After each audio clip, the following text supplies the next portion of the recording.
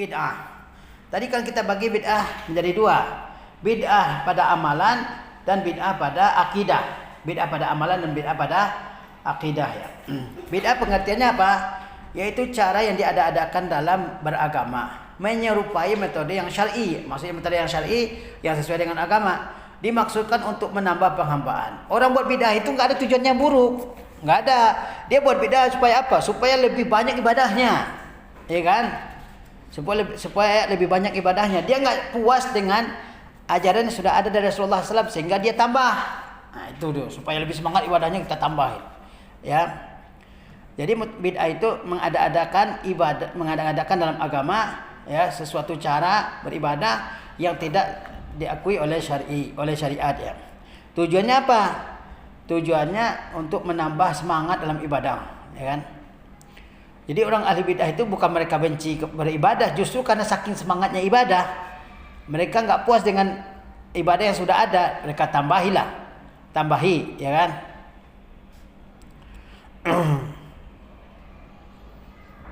Taib. Apa contoh bid'ah pada amalan? Zikir-zikir solat dalam bentuk berjamaah. Zikir-zikir setelah solat dalam bentuk berjamaah bersama-sama, ya kan? Itu bid'ah. Nabi mengerjakan solat kan, ya kan? Solat itu bukan di Madinah diwajibkan, di Makkah sudah diwajibkan. Nabi solat bersama sahabatnya, paham? Tapi pernahkah Nabi, ya kan, berzikir berjamaah bersama-sama sahabat setelah solat berjamaah? Enggak ada, enggak pernah. Maka jangan pernah dikerjakan. Karena enggak begitu cara berzikir setelah berjamaah yang diajarkan Nabi. Yang diajarkan Nabi, zikir setelah salat berjamaah itu zikir sendiri-sendiri. Paham? Sekarang dipimpin oleh satu orang, ya kan? Subhanallah 33 kali, alhamdulillah 33 kali, la ilaha illallah. Kemudian dia doa, yang lain mengaminkan seperti yang tersebar di masjid-masjid kita ini, ya kan? Enggak begitu zikir yang diajarkan Nabi. Yang diajarkan Nabi apa? Seseorang berzikir dengan sendiri-sendiri, dengan dirinya sendiri, ya kan?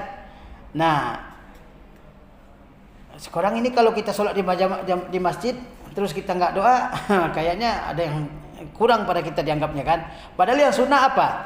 Zikirnya sendiri-sendiri, itu yang sunnah, bukan zikir berjamaah, bukan berdoa berjamaah setelah sholat wajib. Paham ini? Itu bid'ah. Kemudian bid'ah pada salawat dan zikir-zikir yang belum tetap kebenarannya. Ya, dibuat zikir-zikir tertentu, ya kan, salawat-salawat tertentu seperti yang tersebar di masyarakat kita ini, salawat ini, salawat itu, salawat nariyah lah apalah. Padahal salawat itu diajarkan Nabi enggak lafaznya? Diajarkan Nabi lah. Masa lafaz salawat enggak diajarkan Nabi? Salawat Ibrahimiyah yang kita baca dalam salat itu siapa yang mengajarkan? Nabi. Sahabat bertanya, bagaimana cara kami bersalawat kepada engkau Rasulullah? Diajarkan oleh Rasulullah SAW. Salawat tersebut. Berarti enggak boleh membuat salawat yang di luar diajarkan Nabi. Kalau dibuat berarti dia bid'ah. Paham nih? Redaksinya sudah ada dari Nabi dalam berbagai bentuk. Pakai yang diajarkan Nabi. Kalau kita buat yang baru namanya apa? Bid'ah namanya itu, salawat bid'ah. Begitu juga misalnya zikir-zikir. Zikir hu tadi yang saya contohkan tadi. Zikir apa namanya? Zikir hu. Zikir hu itu, hu itu dari kata huwa. Hu itu dari kata apa? Huwa, dia. Maksudnya dia adalah Allah Subhanahu wa taala. Ya kan? Nah, ini enggak ada pernah Nabi SAW berzikir seperti itu. Enggak ada dalam Quran perintah zikir dengan sebutan hu. Ya kan? Atau zikir Allah gitu. Ribuan kali Allah kan? Enggak pernah. Ya, mana ada zikir itu kalimat lengkap, subhanallah, alhamdulillah, la ilaha illallah, Allahu akbar, la haula wala quwata illa billah. Itu zikir itu. Enggak ada zikir itu dengan satu lafaz, enggak ada. Paham? Sekarang kalau orang berzikir seperti itu namanya apa? Bid'ah namanya. Bid'ah, ya. Enggak ada dalam Quran, enggak ada dalam hadis Nabi, enggak ada sahabat mengerjakan. Bukankah sahabat itu orang yang paling semangat beragama? Apa aja yang diperintahkan Nabi dia kerjakan, ya kan?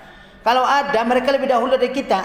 Sehingga ada kaidah dalam kalangan ulama, lau kana khairan lasabaquna ilaih. Kalau itu baik, pasti sahabat lebih dulu mengerjakannya dari kita. Karena enggak ada dalam agama ini orang yang lebih semangat beribadah seperti semangatnya sahabat, ya kan? Enggak ada.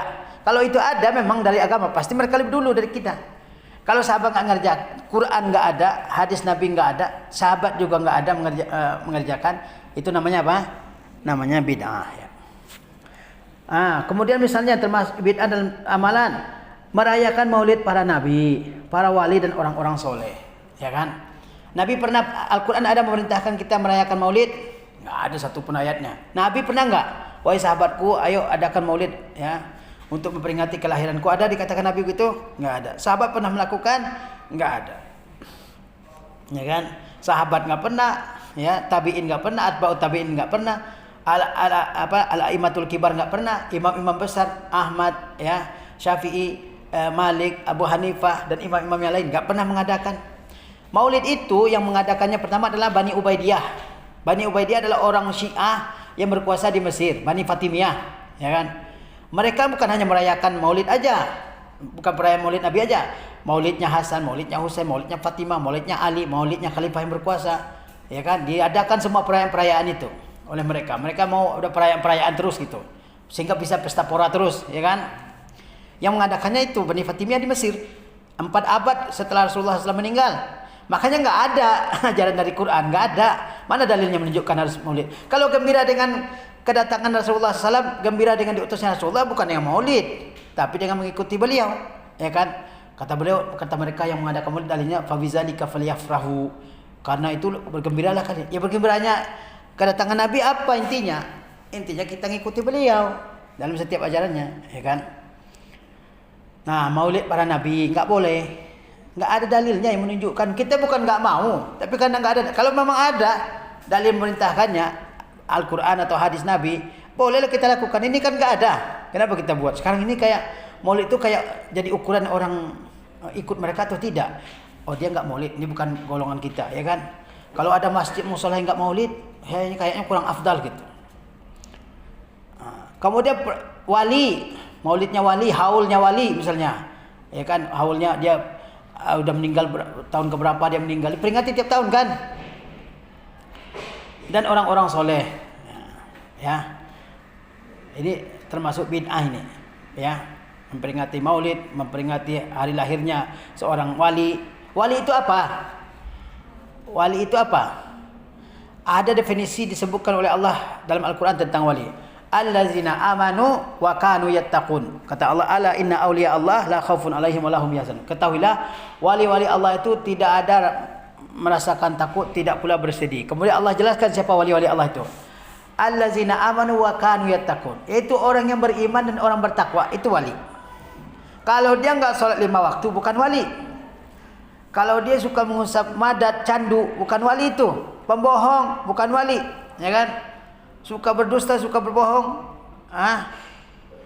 Kalau dia gila, wali kan? Wali bukan. Di Jawa itu banyak, ya kan? Enggak pakai baju, pakai sempak doang. Wali dikata tuh, ya kan? Duduk di kursi, terus menghisap rokok begini. Ya. Wali apa? Wali majzub katanya, akalnya ditarik Tuhan sehingga jadi seperti orang ODGJ gitu. Itu wali juga katanya kan. Dicium tangannya, enggak pakai apa-apa, ya kan? Orang gila juga yang berjalan di pinggir-pinggir jalannya banyak juga yang dikatakan wali. Padahal wali itu siapa? Orang beriman dan orang bertakwa. Siapa pemimpin para wali di antara umat Islam? Abu Bakar Siddiq. Pernah nggak Abu Bakar meninggalkan sholat? Nggak pernah. Sekarang ini banyak wali-wali yang nggak sholat. Oh, sholat itu untuk orang ahli zahir. Kita ini ahli batin, ya kan? Taib. Kemudian di antara bid'ah amalan, mengkhususkan hari dan malam-malam tertentu untuk melakukan ibadah dan meyakini keutamaannya dari ibadah yang lain. Seperti salat pada malam pertama bulan Rajab dan salat pada malam Jumat. Boleh nggak kita mengkhususkan hari-hari tertentu atau malam-malam tertentu untuk ibadah? Nggak boleh. Dalilnya apa? Ya kan? Kita harus berdasarkan syariat. Nggak boleh menentukan aja keutamaannya. Zikir juga begitu. Kalau ada orang mengatakan, sekarang kamu baca Allahu Akbar 1000 kali. Kenapa kamu batasi 1000? Ya kan, sesuatu yang dalam syariat datang mutlak nggak boleh dikaitkan. Kan perintah zikir itu ada 2, zikir muqayyad, zikir mutlak. Zikir muqayyad yaitu dibatasi dengan angka-angka tertentu. Seperti ucapan apa? Subhanallah, alhamdulillah, Allahu Akbar setelah salat. Itu misalnya 33 kali. Itu namanya zikir muqayyad, nggak boleh dilewati dari angka itu, paham ya? Kalau yang kedua zikir mutlak, nggak dibatasi. Kapan aja boleh. Nah, zikir mutlak ini nggak boleh kita batasi, harus 6.000 kali, 10.000 kali, 50.000 kali. Apa dalil yang menunjukkan harus dibatasi dengan angka segitu? Akhirnya kan beda-beda kan, yang ini bilang ini 10.000 kali, yang ini 50.000 kali, ini 1.000 kali, ini 1.000.000 kali kan. Enggak boleh tetapkan agama begitu. Ya. Enggak boleh khususkan hari-hari tertentu atau malam-malam tertentu untuk ibadah. Enggak boleh. Oh, malam ini ada keistimewaannya nih, ayo kita ibadah, ya kan? Kemudian hari ini ada keistimewaannya nih, hari kita buat ibadah pada Allah SWT. Kalau enggak ada dalilnya enggak boleh dikerjakan. Seperti apa misalnya malam pertama bulan Rajab banyak yang merayakannya, ya kan, dengan sholat tertentu, ya, dengan ibadah tertentu, kan nggak ada dalilnya. Bulan Rajab itu kan sudah ada di zaman Rasulullah, kan nggak pernah diisi oleh Rasulullah dengan ibadah tertentu, ya kan. Kalau ada pasti ada riwayatnya lah kepada kita ini. Masa ada yang menyembunyikan riwayatnya? Ya, karena nggak ada, jangan ditambah, jangan dikerjain. Ya. Kalau malam Lailatul Qadar ada dalilnya dari Rasulullah, ya kan. Dalam Quran juga ada dalilnya. Ah, itu contohnya, ya kan, yang ibadah yang berdasarkan dalil. Ya. Kalau diada-ada, itulah yang namanya bid'ah. Ya. Boleh nggak kita khususkan hari tertentu untuk ibadah? Ya kan, nggak boleh. Kita apa alasannya mengkhususkan? Kan nggak ada dia punya alasan kan. Malam Jumat kita ibadah gitu kan, ibadah tertentu gitu, yasinan, ya, tiap malam Jumat gitu kan. Mana dalil yang menunjukkan harus mengkhususkan yasin di malam Jumat? Mana dalilnya mana? Kan di masjid kan pada yasinan kan malam Jumat, nggak ada dalilnya kok. Kamu ngikutin siapa kalau begitu? Bukan mengikuti Rasulullah kan? Al-Kahfi itu Yasin itu turun kepada siapa? Surah Yasin turun kepada siapa? Kepada Nabi lah, siapa lagi, iya kan? Terus Nabi nggak pernah mengkhususkan malam Jumat untuk baca Yasin. Lu kita kenapa batasi bacaan Yasin di malam Jumat? Lihat di masjid-masjid kan baca Yasin malam Jumat kan? Bukan nggak boleh baca surah Yasin, boleh surah Yasin, surah Al-Quran kok kita baca. Tapi mengkhususkannya untuk dibaca di malam tertentu itu dalilnya apa? Itu yang penting, ya kan? Kalau mendoakan orang mati, ya doakan dalam sholat, kita doakan orang mati, bapak kita, ibu kita yang sudah meninggal, ya kan, kita doakan. Tapi mengkhususkan waktu tertentu untuk mendoakan orang tua kita, misalnya di hari kematiannya, itu nggak ada dalilnya, sehingga nggak boleh kita lakukan, ya kan. Apalagi ngumpulin orang untuk mendoakan orang tua kita. Oh, kumpul, ya kan, untuk tahlil itu, baca tahlil apa? La ilaha illallah. Mendoakan orang mati, doakan. Yang mustajab itu doa anak yang soleh, ya kan? Anaknya yang mendoakan bapaknya atau ibunya sudah meninggal dunia. Ngapain dia kumpulin orang? Apa dia nggak yakin doanya mustajab? Nah itu ya. Jadi kalau dalam agama nggak ada pembatasannya dengan suatu ibadah, nggak dibatasi dengan waktu tertentu atau dengan malam tertentu atau dengan hari tertentu, nggak boleh dibatasi. Paham nih? Kalau sudah ada pembatasannya, nggak boleh dikerjakan di luar itu. Misal sholat Idul Fitri kapan? Tanggal 1 Syawal. Paham? Boleh nggak kita sholat Idul Fitri di tanggal 3 Syawal? Nggak boleh, karena agama sudah menentukan waktunya. Paham nih? Jadi kalau sudah ditentukan waktunya, kita nggak boleh mengerjakan di luar waktu itu. Sholat Jumat. Kapan sholat Jumat? Sholat zuhur kan? Boleh nggak orang sholat Jumat di waktu sholat asar? Nggak boleh. Ya kan? Tapi kalau sesuatu yang dibiarkan begitu saja oleh syariat, nggak dibatasi waktu tertentu, boleh kita tetapkan batasannya? Nggak boleh, ya kan? Seperti tadi, syariat memerintahkan kita zikir, ya, zikir yang mutlak, nggak dibatasi dengan angka tertentu. Sekarang datang orang bilang kamu harus zikir 10.000 kali, boleh nggak dia membatasi begitu? Nggak boleh. Emang alasannya nggak batasi segitu apa? Kamu punya dalil, ya kan? Kemudian juga di antara contoh bid'ah amaliyah, mengucapkan zikir-zikir dan doa-doa setelah azan yang bukan merupakan bagian darinya. Coba perhatikan di banyak masjid ya. Kita bukan benci kepada kaum muslimin ya. Tapi kita ingin agama kita ini benar-benar seperti yang ada di masa Rasulullah gitu. Setelah azan, antara azan dan iqamah itu kita dianjurkan apa? Coba, kalian tahu nggak? Ini sudah berkumandang azan. Antara waktu azan dengan iqamah itu kita dianjurkan apa? Sholat rawatib. Kemudian berdoa. Karena waktu yang mustajab diantaranya apa? Antara azan dan iqamah. Sekarang nggak sholat dia, malah yang kebanyakan dimasukkan pada berdiri di dinding kan, nunggu imamnya datang. Nggak sholat, nggak doa juga, malah liatin orang yang datang. Siapa yang datang gitu kan. Jadi padahal waktu itu waktu untuk sholat rawatib kan, salat rawatib misalnya salat rawatib qabliyah, ya. Ataupun untuk doa kata Rasulullah SAW antara azan dan iqamah itu doa terdapat doa yang mustajab, ya. Nah, kenapa orang enggak berdoa? Kenapa dia membaca salawat-salawat atau baca doa-doa tertentu pakai mic, ya kan? Padahal diajarkan Nabi adalah berdoa antara azan dan iqamah, ya. Ya. Kemudian itu bid'ah amaliyah, ya. Sekarang bid'ah berkaitan dengan akidah. Apa contohnya? Mengingkari takdir. Ada kaum Qadariyah yang mengatakan manusia ciptakan takdirnya sendiri. Emang kita bisa ciptakan takdir kita sendiri? Kalau kita ciptakan takdir sendiri, nggak mungkin kita begini kan? Maunya yang paling sempurna kan? Yang kaya, yang hebat, yang ganteng, yang cakap begitu kan? Badannya besar kan? Itu kalau kita takdirnya kita sendiri nentuin, nggak mungkin lah. Orang kita lahir dari bapak siapa, ibu kita siapa, emang kita bisa menentukan takdir kita itu. Kita lahir dari keluarga kaya atau keluarga miskin, emang kita bisa tentukan? Enggak kan? Ya. Ada yang mengingkari takdir,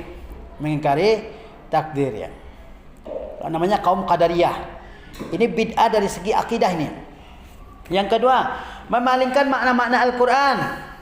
Memalingkan makna-makna Al-Quran ini juga bid'ah akidah, ya kan? Ini juga perbuatan orang Yahudi, suka merubah-rubah makna ayat. Kata Allah Subhanahu wa taala, misalnya kata Allah kan punya sifat kalam, berbicara. Kata Allah, wa kallamallahu Musa taklima. Allah berbicara kepada Nabi Musa. Ada orang yang menolak Allah punya sifat kalam, ya kan? Kemudian mereka rubah ayat. Wa kallamallahu Musa taklima. Allah berbicara kepada Musa karena mereka meyakini Allah tidak punya sifat kalam, mereka rubah ayatnya. Bukan Allah yang berbicara kepada Musa, tapi Musa yang berbicara kepada Allah. Mereka rubah ayat. Wa kallamallaha Musa taklima. Musa berbicara kepada Allah, ya.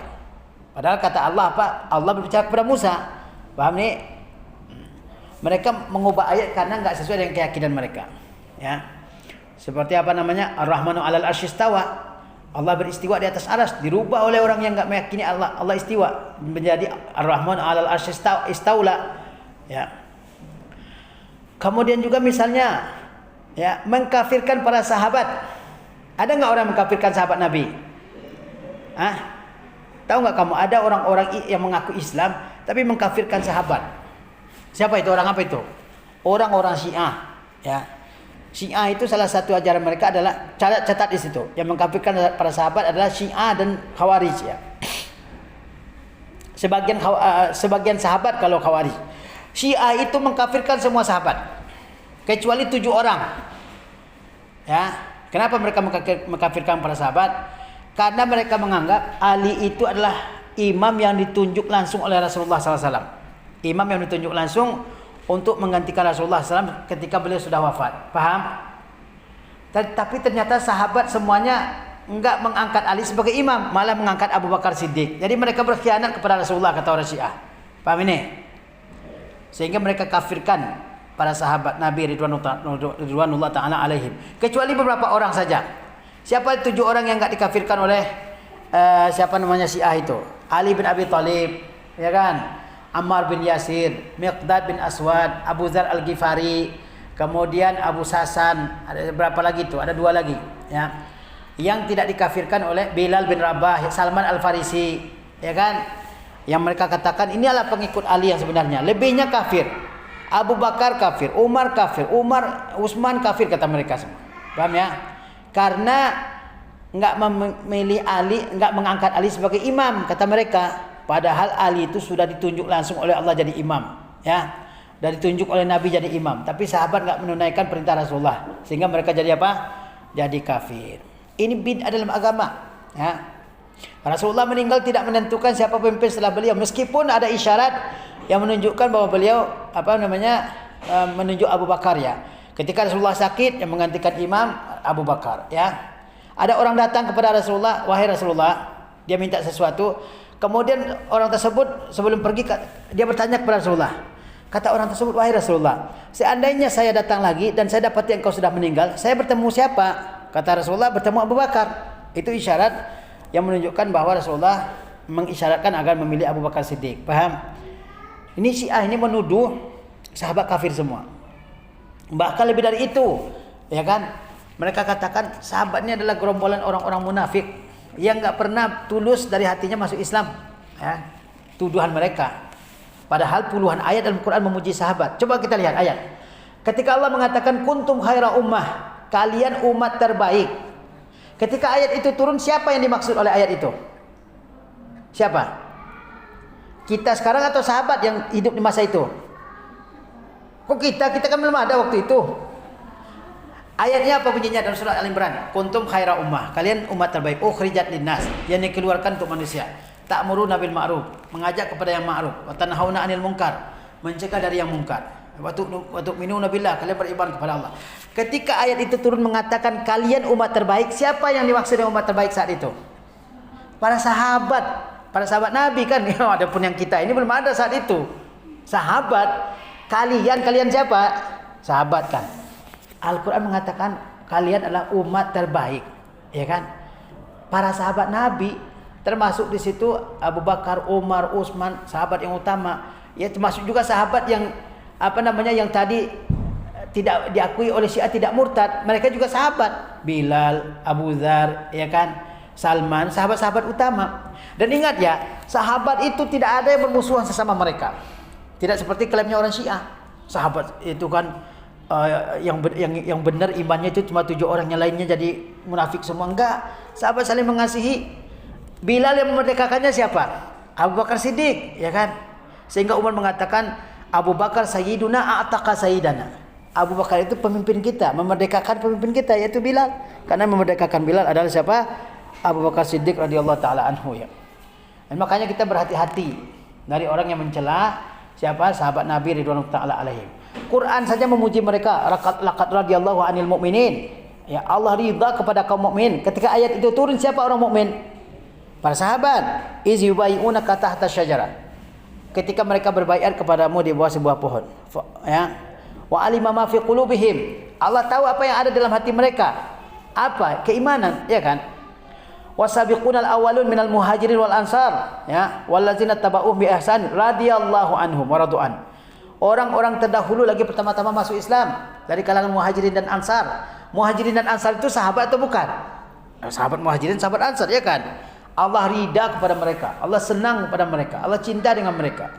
Sekarang ada orang caci maki sahabat, ya. Abu Bakar bahkan lebih parah lagi tuduhannya.